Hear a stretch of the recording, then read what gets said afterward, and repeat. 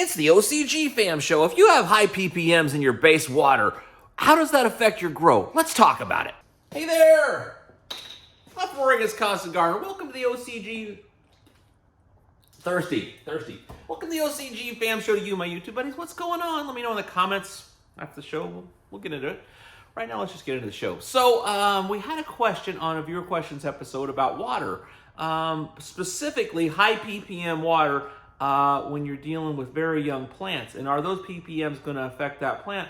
And Scott had a really good answer to that, but also we kind of went on about water in general and how it can affect your growth. And I think it was an interesting clip, and I'd like you to watch it, and I'll talk to you after. If I'm watering my little babies, and I'm just watering, but the water's got a lot of PPMs, that can be a problem. Is that correct?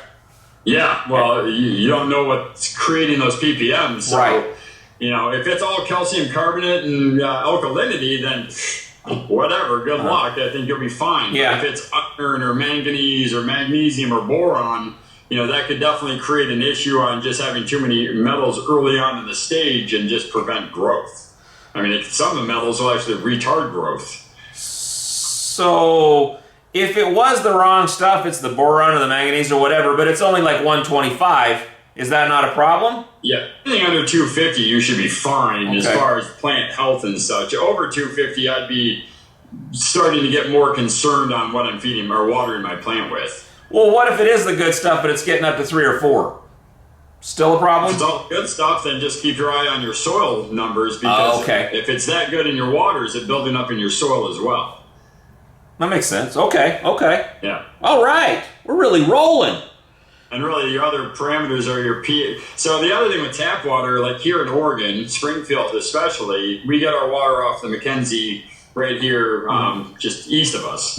And all of that water goes in through an underground aquifer, and that's where they pumps all the water out from.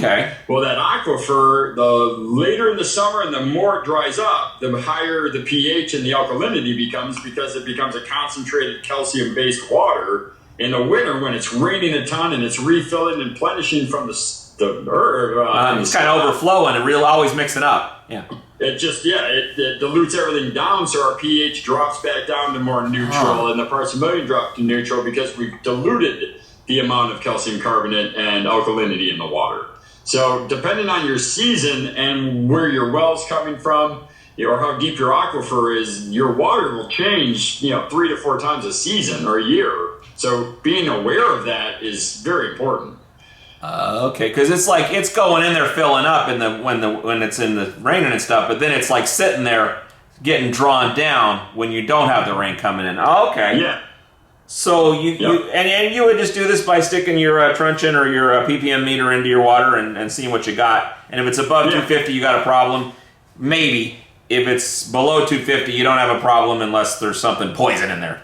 Yeah, unless your pH is 5 and 200 parts per million, then you're still screwed. So you would do your pH as well?